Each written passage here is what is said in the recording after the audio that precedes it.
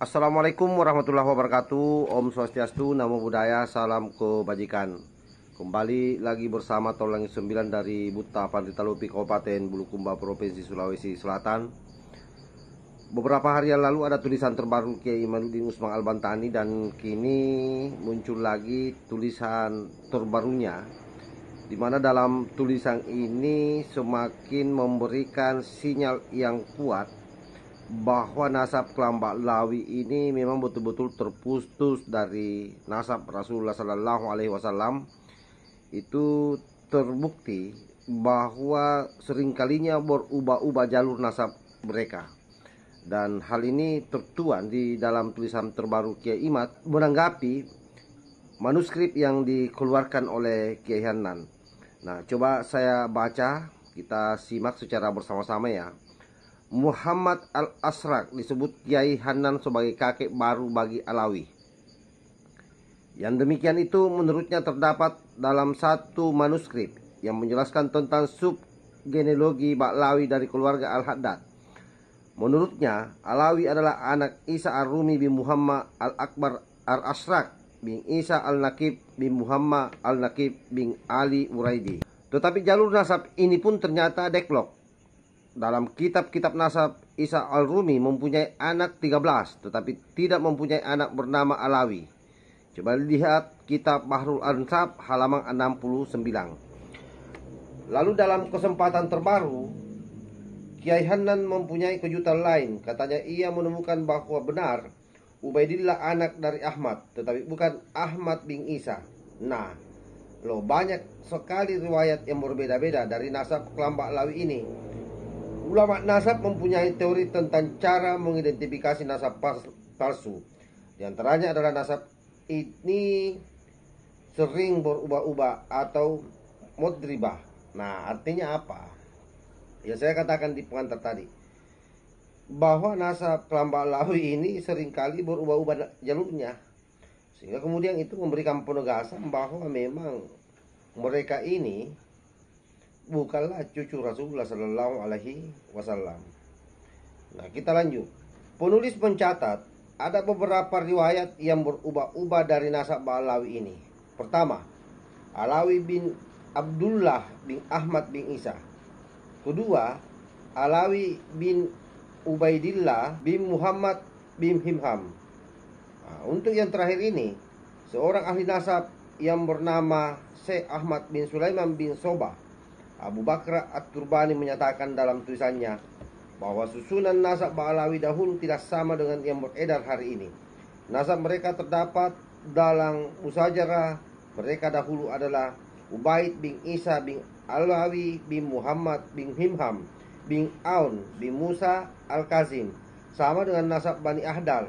Lihat dalam tulisan At-Turbani di web. Sebelum penulis lanjutkan pembahasan nasab Ba'lawi, perhatikan nasab Ahdal di bawah ini.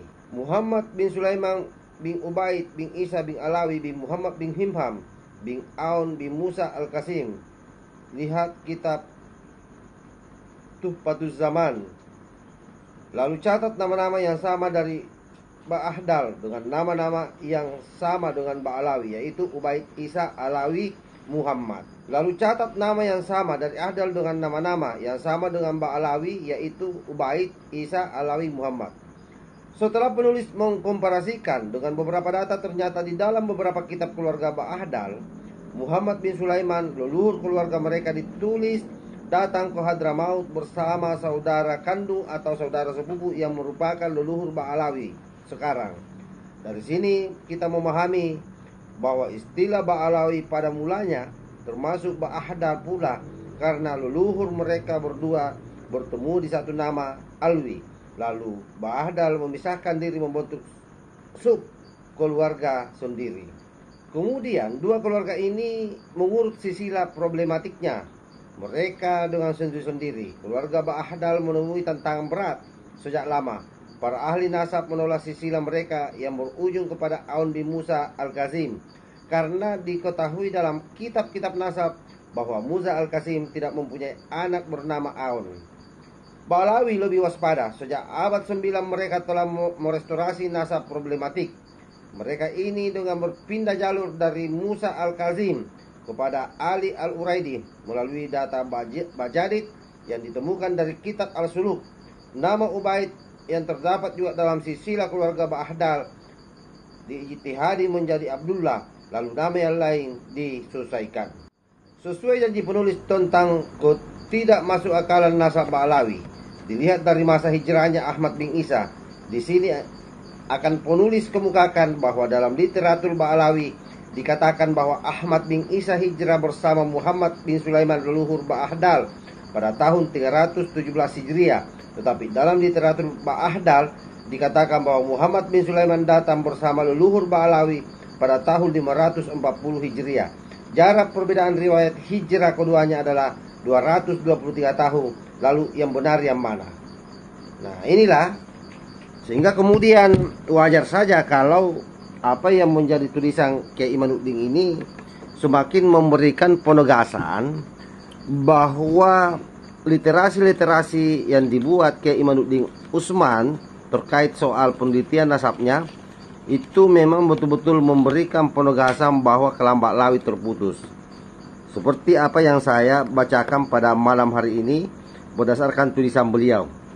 Karena itulah menjadi sangat wajar kalau misalnya Kelam Ba'alawi tidak sanggup berdiskusi atau berdebat ilmiah dengan Kiai Imanuddin Utsman Al-Bantani, karena pasti memang mereka akan dibantai habis-habisan dengan data-data dan literasi yang dimiliki oleh Kiai Imad yang saya kira sangat sempurna, termasuk apa yang menjadi tulisan atau apa yang diungkap oleh Kiai Hanam melalui manuskrip.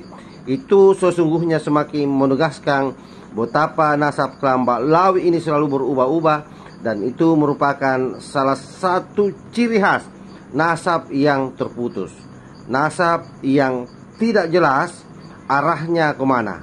Karena itu kemudian saya kira terkait soal pernasaban ini dan dengan adanya haul Wali Songo yang akan dilaksanakan nanti di Masjid Istiqlal, ini merupakan pukulan telak bagi Kelam Ba'alawi, terutama bagi mereka oknum-oknum yang selama ini menjago-jagokan nasabnya, mengunggul-unggulkan nasabnya jauh lebih mulia ketimbang yang lainnya. Terutama bagaimana Bahar Smait ketika mendegradasi Suryat para Wali Songo dengan mengatakan bahwa Suryat Wali Songo sudah tidak ada di Indonesia karena terputus. Oleh karena itu sekali lagi saya menegaskan bahwa apapun yang menjadi polemik kita hari ini terkait soal nasab, tentu yang pertama kita harus akui bahwa tulisan Kiai Imanuddin Utsman Al-Bantani sampai hari ini tidak bisa terbantahkan. Itu poin pertama. Yang kedua, dengan adanya penegasan nanti pada saat agenda haul Wali Songo, di mana di dalamnya itu salah satunya adalah bagaimana membacakan daripada silsilah Zuriat Wali Songo yang tidak lagi mengacu kepada Kelam Ba'alawi, maka ini juga memberikan penegasan bahwa sesungguhnya Trah Wali Songo betul-betul Suryat Rasulullah Sallallahu Alaihi Wasallam berdasarkan kitab-kitab nasab dan pengakuan daripada Narkoba Internasional. Beda dengan orang-orang yang ada di sebelah yang sampai hari ini masih berjibaku mencari kitab-kitab yang kira-kira itu pun kalau ada dia bisa temukan untuk menetapkan atau memberikan keterangan kepada khalayak bahwa kami sah sebagai cucu Rasulullah. Karena kalau tidak, maka solusinya adalah tes DNA, dan apapun hasilnya tes DNA harus mereka akui keabsahannya, bahwa apakah itu terkonfirmasi sebagai cucu atau Suryat Rasulullah Sallallahu Alaihi Wasallam. Ya, kita lihat saja buktinya nanti kalau mereka punya keberanian. Sekalipun saya tahu dan saya punya keyakinan bahwa mereka pasti tidak akan berani melakukan itu, karena sama saja dengan menelanjangi dirinya. Wallahul muwaffiq ila aqwamit thoriq. Wassalamualaikum warahmatullahi wabarakatuh.